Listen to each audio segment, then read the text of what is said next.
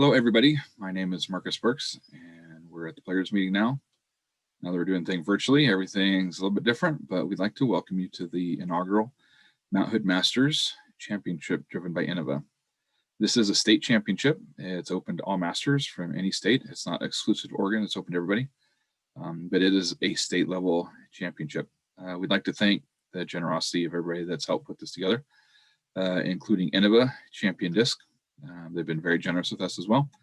All the people that have helped out by being T-Sign sponsors, and also Lloyd Bledsoe, who's the assistant TD, who's been super helpful to me in helping put this together. I'd like to apologize for all the troubles and inconveniences that we've had due to the fire, the coronavirus, being evacuated. It's made it a hardship, and even from an athlete's point of view, it's difficult to keep up with the changes. So I appreciate everybody's patience and working with us through the inconvenience and having to reschedule the date and losing our venue twice.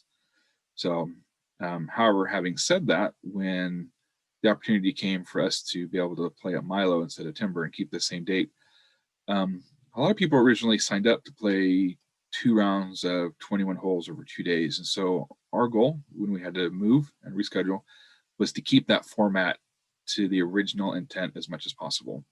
It would have been nice to add more holes, but then it wouldn't have been accommodating people that had only signed up for 21 holes. And so I hope you see the intent that we tried to keep it to the original format of when we originally had Timber. I know that didn't please some people, and that's okay. It pleased others that we did. So trying to accommodate everybody, and of course we can't make everybody happy, but hopefully you'll understand why we did that the way we did. Our goal, though, is that this being an inaugural event is to do it again next year. My intent this year was to do it Timber, and if we had a good enough turnout, to move it to a bigger venue for next year. And as of right now, Lloyd and I would like to do it again next year. I've talked to Milo, and it seems like they're receptive of us doing it there also. If we do it next year, I think with the turnout that we've had, we'll try to expand it a little bit bigger. We'll probably use both the East and West courses for the divisions that are in the 40, 50, and 55-year-old range, both pro and am. What we'd like to do is probably do 3 rounds, 2 rounds of 18 East, like on the first day, and then 1 more at the East on the second day for a total of 3 rounds. For divisions that are 60 and older, we're thinking about incorporating the West course and changing the layout to being a little bit shorter, not so long that it's punishing, and then having 2 rounds of 18 over 2 days. Trying to accommodate skill level as well as age, trying to be as accommodating as possible. And so we'd like some feedback on that, what you guys think, maybe after the tournament's over, to find out what's in our best interest and how to move forward for next year. When you get to Milo, just as a friendly reminder, there's a $5 parking fee per vehicle, or you can get an annual pass for 30 or 2 years for 50 if you go to store.oregonstateparks.org. You can pay for it online. You can print a digital receipt, put that in your dash. It's good for 2 weeks, and they'll mail you a hanger tag for your rearview mirror. So it's relatively convenient. As much as we go to Milo, it makes sense to get the annual pass. Tee times are posted online, and they are now officially final. The times aren't going to be moving. One of the struggles about posting tee times too early is when they change. It's frustrating to be able to look at it and see you have a certain time and they get switched to another time. We've tried to minimize shifting people around too much when we've needed to make changes. But as of now, tee times are final. When we play, hole 2A we're going to incorporate a long drive competition. With that long drive competition, the only throw that counts is your first throw, period. If you have to re-tee, it doesn't count, only for the long drive competition. It's still a PDGA sanctioned event. So if you need to re-tee for whatever reason, please feel free to do so within the rules of the PDGA. But for the long drive competition, whoever has the longest drive off the tee pad on the first throw of 2A, that will be counted. And it's not where the disc lands, it's where the disc ends. However, rollers are prohibited. So if you need to throw a roller on that hole for the tournament, then by all means do it.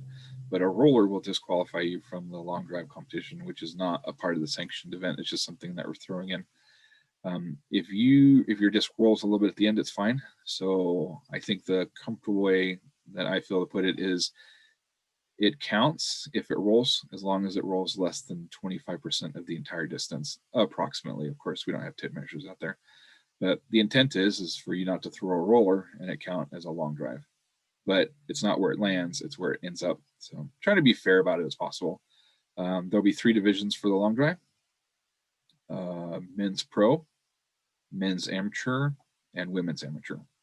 And then we'll have a prize for each one of the winners of the long drive at hole 2A on Sunday. So the drive, your first drive on Saturday will be the long drive. And then after the day's over with, we'll determine who the winner is and then have a prize to give you, including a pinned Star Destroyer with a team stamp on it. Will be one of the prizes that you can pick from. So good luck to everybody. Hope you do well on that.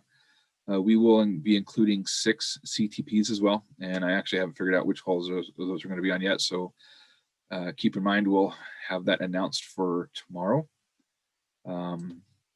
As far as out of bounds goes, our intent is for there to be as little out of bounds as possible. If you throw OB, what would be traditionally be OB, and you land in the bushes, you're just gonna have to play from the bushes. So it might be even a little bit more punishing than just having an OB and being able to call for relief. So you play it where it lies. There's no hazards. The only thing that we have that's out of bounds will be parking lots, paved roads, and the Clackamas River. So if you land on the gravel road, it's in play. If you land on a sidewalk, it's in play. Curbs are in play. The intent is to minimize how much out of bounds there is. However, parking lots are out of bounds, and the paved roads between the parking lots are out of bounds, and the Clackamas River is out of bounds. And when I say the Clackamas River, it needs to be surrounded by water on all 360 degrees around your disc. It doesn't count if you're floating above it, but on the perimeter, you need to be surrounded by water, and then it's officially out of bounds. If you land in a creek, and that creek's name is not Clackamas River, it's casual water, and play it as you normally would. If you have questions about out of bounds, please ask myself or Lloyd prior to playing. Having said that this is a state championship, please keep in mind, as your tournament director and the tournament staff, we expect you to play in compliance with all of the PDGA sanctioned rules.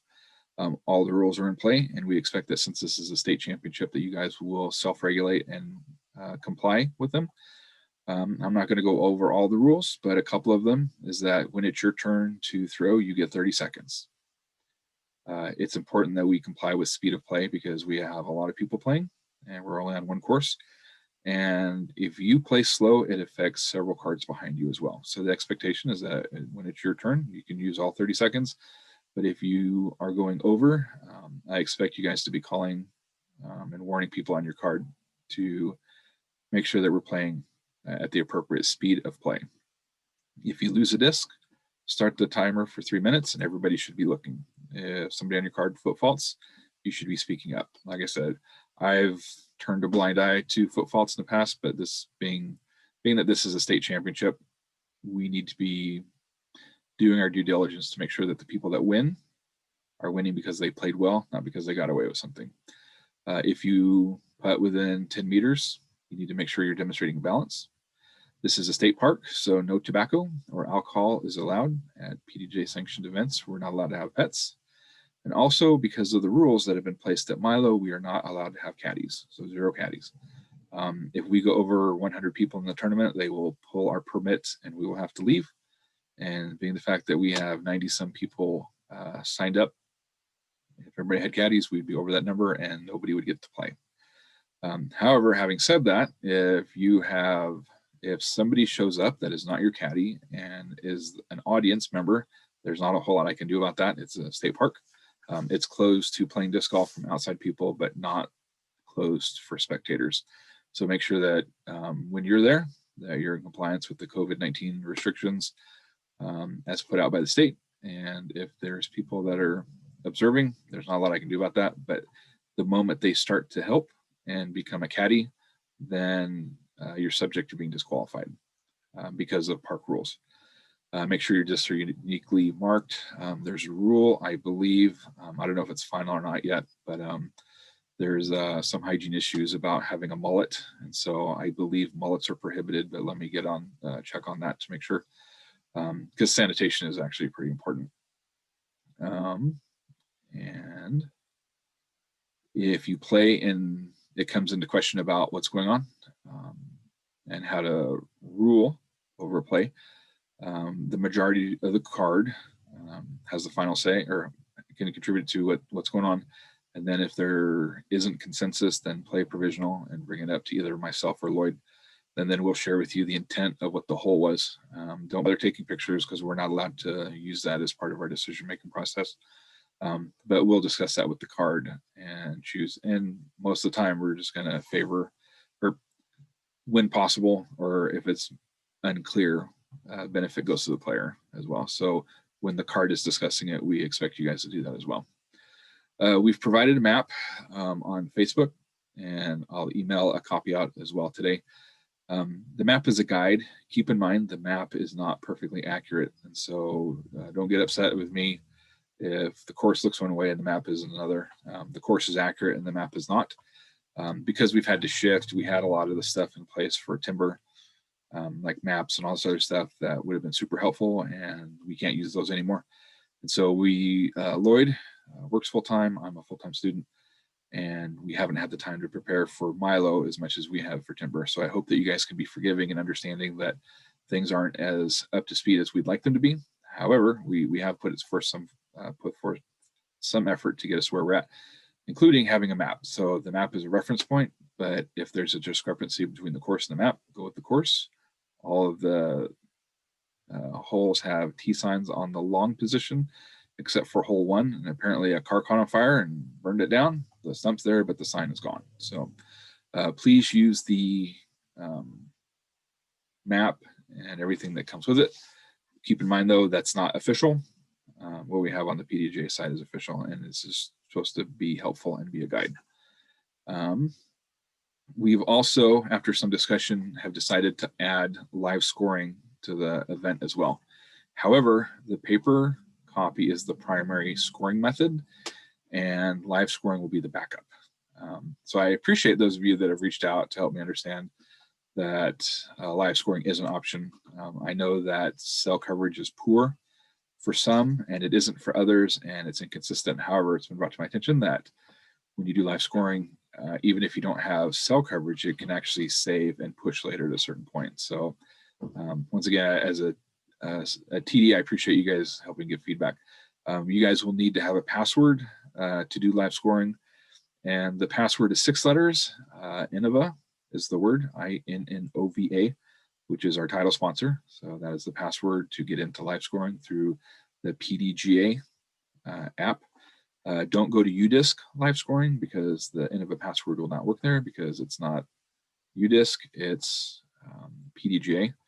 And I got laughed at a little bit last time because that's what I tried to do and logged into the wrong site. So